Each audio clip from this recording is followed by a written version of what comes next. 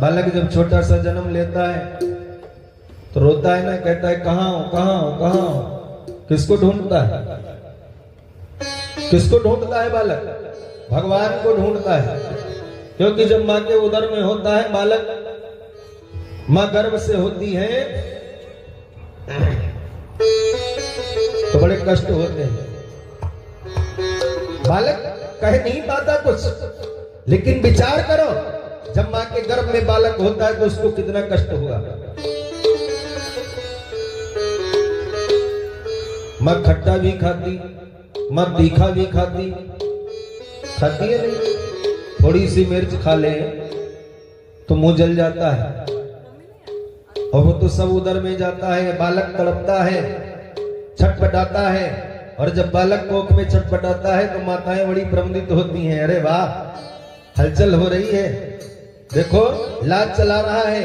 कोई कहता है बालक करवट ले लिए, लेकिन वो अंदर दर्द के मारे तड़प रहा, छटपटा रहा कि प्रभु हमें यहां से निकालो, बहुत कष्ट हो रहा है।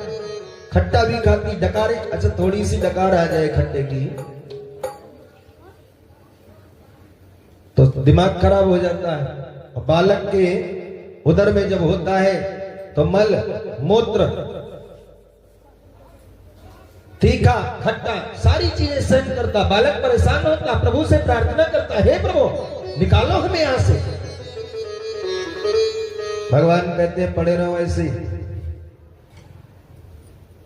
नहीं नहीं प्रभु निकालो, हम यहां से जाएंगे, तुम्हारा भजन करेंगे, पूजन करेंगे, एक बार निकालो। भगवान कहते कोई नहीं करता, सब भूल जाते हैं। वादा करता है जरूर करेंगे, हमें भरोसा नहीं। जीव कहता है तो चलो आप देख लेना। भगवान कहते हैं तो आओ हम तुम्हें वहीं मिलेंगे। अच्छा भगवान यहाँ है नहीं, अण अण में है, कणु कणु में, हर जगह है। तो जब माँ के गर्भ से बाहर आता है, और जब गर्भ से बाहर आता है बालक रोता है, कहाँ हो कहाँ हो कहाँ हो, तुमने तो कहा था हम मिलेंगे वहां, लेकिन कहाँ हो कहाँ हो। और नहीं रोता है तो जबरदस्ती रुलाया जाता है। लेकिन एक बात समझ में नहीं आई, अगर हम आप कहीं चलें तो कोई अगर रो दे तो अपशगुन माना जाता है, मानते हैं ना? अगर कहीं यात्रा पे जाए और किसी के रोने की आवाज आ जाए तो समझ लो अपशगुन हो गया, सफल नहीं होगी यात्रा, अपशगुन मानते हैं। लेकिन जीव इस संसार में आता है तो सारे अपशगुन पहले करता है। आने के तुरंत बाद रोता है, पहला अपशगुन।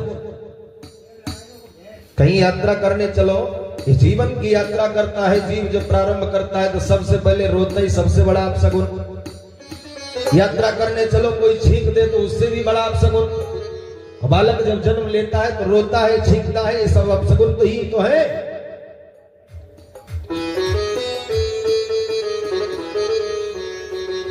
श्री सुखदेव जी कहते हैं परीक्षित से राजन, जीव का कल्याण बस इसी में है कि रात दिन भगवान का स्मरण करते हुए अपनी जीविका पालन करे। कलयुग में तो सब कुछ पाप है, चाहे जैसे बोलो, बस भगवान का नाम संकीर्तन करते रहो। कलयुग केवल नाम आधारा, सुमेरी सुमेरी नर उतरहि पारा। लेकिन फिर भी यहां आकर के इस माया में जीव फंस जाता है। अच्छा माया हमको पकड़े या हम माया को पकड़े? गोस्वामी जी लिखते हैं, भूमि परत ढावर पानी, जिम जीव ही माया लिपटानी। जैसे मिट्टी में जल डालो, मिट्टी सोख लेती है, क्या निकाल सकते हो उस जल को? ऐसे ही जीव को माया पकड़ लेती है, या जीव माया को पकड़ लेता है। भगवान जब आए रोए तो रोने की आवाज सारे नगर में फैल गई।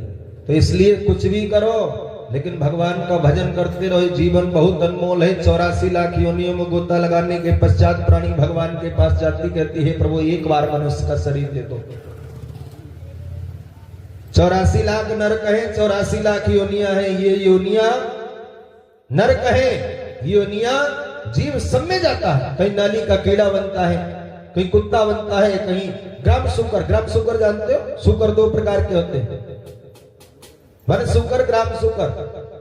वन शुकर मांस खाता है, ग्राम शुकर बिष्टा खाने वाला होता है। शुकर बनता है, कहीं श्वान बनता है, कहीं मृग बनता है, कहीं वनगोचर बनता है, कहीं नाली का कीड़ा बनता है। ये सब नरक ही तो है, लेकिन माया में कोई कोई बड़े लिप्त होते हैं।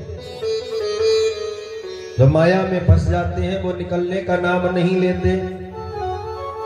संसार में कोई किसी का नहीं है, ये सारी दुनिया झूठी है, सारे नाते झूठे हैं। अगर सत्य है तो केवल भगवान का नाम ही है, बाकी कुछ सत्य नहीं है, कुछ साथ जाने वाला नहीं है। जाएगा तो ये भगवान का नाम ही जाएगा। क्यों?